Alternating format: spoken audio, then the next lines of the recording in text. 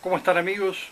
Hoy les traigo 3 libros de la industria automotriz que explican muchas de las prácticas actuales.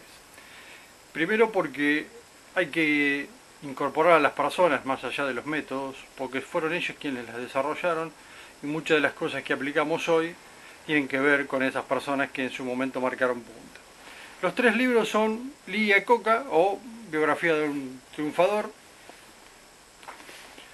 Choque de Marian Keller, que es un libro que tiene que ver con un periodista que recopila cómo fueron la industria automotriz cambiando a principios de los años 90, y Tú puedes, o biografía de Memorias de un trabajador de José Ignacio López de Rotúa, o el vasco que revolucionó a General Motors y a Volkswagen. ¿Por qué traigo a la mención el tema Iacocca? Lee Iacocca fue una persona dedicada a las ventas y al marketing que trabajó muy arduamente en el tema del Ford Mustang, y que luego de tanto éxito dentro de Ford, un día la compañía lo despide y a posteriori de eso, por el año 75 y 78, empieza a trabajar para dar vuelta la Chrysler. Y en ese momento revolucionó lo que fue dar vuelta a una compañía, o el turnaround, a partir de la incorporación de un concepto que fue lo que se llaman los SUV, o los vehículos como fueran las grandes rurales, que son los vehículos que hoy en día están bastante en boga, pero que ya tienen un largo recorrido a partir de que Iacocca fuera el impulsor en Chrysler. Pero ¿por qué es importante lo que Iacocca dice en este libro y en otro que es su segunda parte, que se llama Hablando Claro? Lee Iacocca era una persona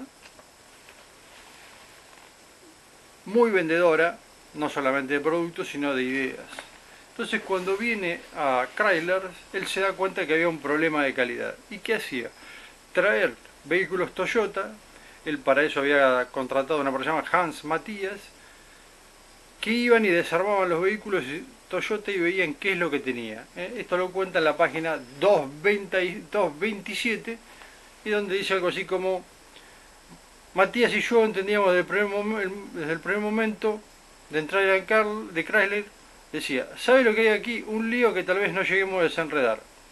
Toda la mañana íbamos a los talleres y mandamos a sacar al azar 5 unidades de la cadena de montaje. A continuación hacía traer un Toyota último modelo y pedía al equipo de fábrica que observase la diferencia. Al poco tiempo el capataz reconocía: me parece que sí que fabricamos mal el coche.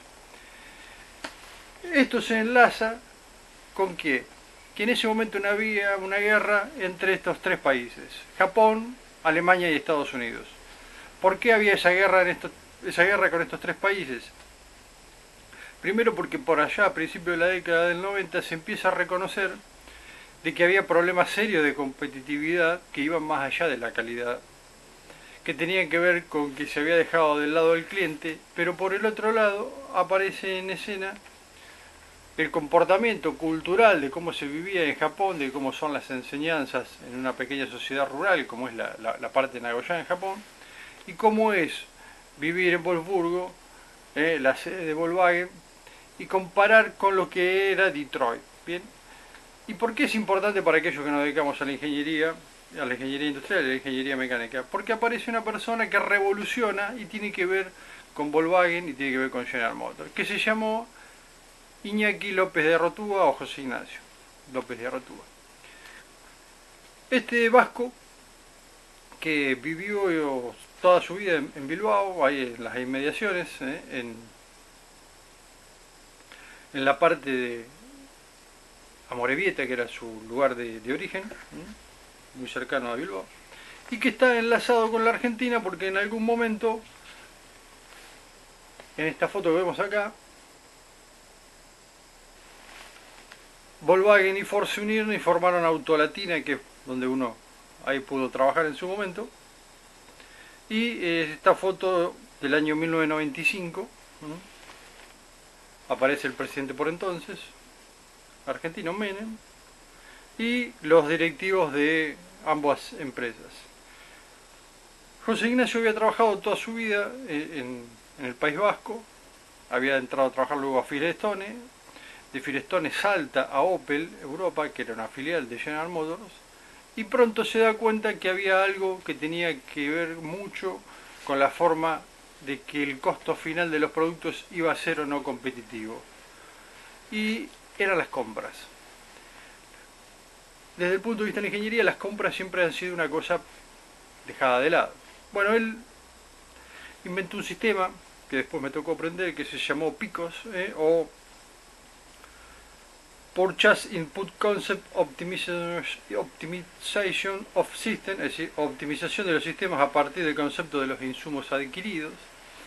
Y esto es parte de algunas de las cosas que cuenta en este libro, que más allá de la biografía a la cual él va contando cómo fue su desarrollo, su derrotero dentro de la ingeniería, él cuenta algunas de las cosas que tuvo en cuenta para desarrollar esto. Y se basa mucho en el sistema de producción Toyota, aunque no lo dice, ¿bien? Pero parte de eso es lo que uno después, estando dentro de una multinacional, aprendió a ver cómo desarrollar proveedores, qué aspectos de los costos había que tener en cuenta y cómo había que hacer para modificar las estructuras de un proveedor para que sirviera a los propósitos de tener una mejor calidad y un mejor componente que luego iba a servir para el vehículo que se iba a armar en una línea. Así que lo que cuenta en su libro, que me costó un montón conseguirlo, en definitiva lo terminé consiguiendo de una librería de Pamplona, luego de muchos años de buscarlo, y tenía un amigo ahí al lado, en un pueblo donde vivía José Ignacio, que es en Bermeo, que está muy cercano de Amorebieta, y no lo podíamos conseguir, y lo buscaba. Bueno, en definitiva, lo que yo tenía de manuales de compras, de manual Picos y todo lo demás, quería saber más de la persona que los había diseñado y el porqué. Y bueno, en este libro cuenta algunas de esas cosas, pero en este libro se cuenta la historia, o lo que sería la telenovela del pase de compras de General Motors a Volkswagen, los juicios que se armaron en ese momento y por qué era tan importante dentro de la estructura de costo de General Motors lo que hacía Iñaki López. Algunas de las cosas que él cuenta dentro de su libro es ser ingeniero cueste lo que cueste, la aventura americana y alemana, la optimización, un panel de instrumento rayado, el reloj, es decir, el método de estudio de tiempos, no como una cuestión simplemente para que el trabajador fuera más rápido, sino buscando que el método fuera el mejor y el más adecuado. Negociaciones con la Opel, vencimos al Kaizen de japonés, Detroit, la tercera revolución industrial, lo que se puede hacer en España y demás. Y da algunas de las pautas de su método y de su metodología. Cambios exponenciales y no lineales, mejorar más rápidamente que los demás, el método socrático de enseñanza, qué es la creatividad,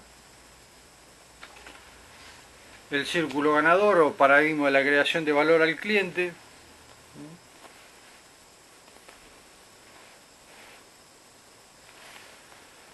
que tiene que ver con los valores, las fuentes y los proveedores, el entusiasmo del cliente, el valor del cliente. Es decir, él hablaba siempre de tres cosas: proyecto, modelo y fe. Es decir, que hay que tener siempre fe para creer en uno mismo lo que está haciendo, un modelo sobre el cual tener de referencia y un proyecto sobre el cual buscar. Y vas analizando los diferentes valores agregados para el cliente, como son las fuentes, que tiene que ver con la voz de las ventas, la voz del cliente en el producto, el índice de entusiasmo del cliente, los objetivos de servicio y calidad, y cómo eso después se puede ir mejorar exponencial el valor del cliente de los programas a través de los procesos, la mejora continua, el consorcio modular. ¿Y por qué lo nombro esto? Porque me tocó en su momento, y pueden encontrar acá abajo la nota en el link, de cuando me tocó ir a ver, ya él luego había dejado su lugar en Volkswagen, la planta que él había diseñado, que iba a ser igual o semejante a la que él había diseñado para su Amorebieta natal, una de las cosas por las cuales él se pelea y se va de General Motors. de la fábrica de camiones de Resende, en Brasil, que es el consorcio modular, el concepto más innovador o disruptivo a partir de una línea de montaje. Esto que podrán ver en este link que yo les decía, que alguna vez lo conté de memoria cuando fue en su momento, por allá por el año 97, 98, en Brasil, cuando me tocó ir a conocer esta fábrica, gracias a los proveedores como P Maxion, que hacían las llantas, que eran proveedores de una de las empresas que yo trabajaba en Argentina. Ahí en ese lugar se puso el consorcio modular. Si bien en el libro no está explicado el consorcio modular como tal, sí esta es la persona que a partir de la revolución de las compras marcó un hito. Entonces estos tres libros, el de Iñaki López de Rotúa, el de Marian Keller y el de Lee Iacocca, bien, son los libros que les quería comentar. Si les gustó el vídeo, un like, abajo encontrarán los links y cualquier duda me escriben o lo ven por el blog. Hasta la próxima.